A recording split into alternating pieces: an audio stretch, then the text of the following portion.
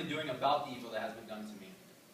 The themes I will speak on regard the evils of not knowing myself, being pinned under a false medical diagnosis, the ramifications of negative social influences, and growing up in a hostile environment. When I was younger, I was diagnosed with ADHD, which led me to believe I wasn't as smart as everybody else. And for a long time, I allowed that diagnosis to get the best of me. Amid my condition, I felt subject to the impression that I was not equipped to handle life like everyone else. In addition, a strong haunting element of social stigmatization followed me, and that each year of my schooling, I was often called out of class to attend special education meetings in which my teacher would frequently address the class, "Matthew, please report to the special education office." Speaking of the social horrors of my humiliation and its branding effect on my psyche, I am reminded of the time I was at school, patiently waiting to see a high school counselor, when I was interrupted because a large boil was consuming a good deal of real estate on my chin, in which the dean rudely shouted and pointed across the room, "He has an STD on his face, get him out of school!" It's okay, I left too. Good guy. The congealment of these factors began to define the way I thought about myself, as it garmented a false identity for me. As time advanced in getting to know myself more deeply, I had ventured into an eye-opening revelation that shed piercing insight into my specific learning style, regarding the fact that the current education system is not set up to fit every individual's particular learning style. The current system of learning set up in today's schools fosters impulsive thinking. It accomplishes this by creating a generic pedagogical environment where it accommodates the most amount of learning for the greatest amount of students. However, over time, I learned that this system does not promote each of our unique learning styles.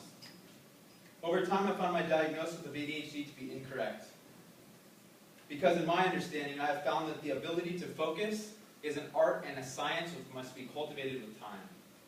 In connection to my learning process, I've also discovered that a deeper involvement of thought involves a longer duration in thinking about a certain subject matter, rather than being forced to derive an answer to a question in the immediacy of a single moment.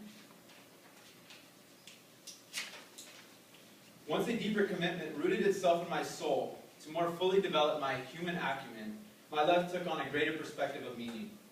In this new commitment, I resolved to dedicate my life to the pursuit of dialectical introspection, which became better solidified by taking up a minor in philosophy, which I've already completed. Of the many things philosophy imparts to the individual, one thing in particular stuck out, concerning the fact that we should work hard to analyze the sum total of our mental contents, more frequently to weed out the false. During the time my medical diagnosis held my identity in disarray, I had achieved many personal accomplishments, such as successfully teaching myself how to program computer software, in which at the time I ran 2 online businesses, an internet security service, and a web development company. Additionally, I was a sponsored skater and a national competitive bodybuilder. As my self-concept was heavily distorted in an enigma of falsity, I was unaware as to the intellectual magnitude my personal achievements took. Interestingly, the darkness of my great delusion, my misdiagnosis, destroyed my ability to discern my self-evident truths. Another domineering evil, which impeded my growth, regarded my ex-girlfriend, who for 5 years subjugated my spirit. She accomplished this by taking advantage of my insecurities to strip me of my self-worth. She used me as a stepping stone to glorify herself. Interestingly, there was also a strong element of cultural evil which worked its way into our relationship, in that her father would not accept me as a person because I was not of his Iranian culture, even though we all shared the same religious roots, namely Judaism.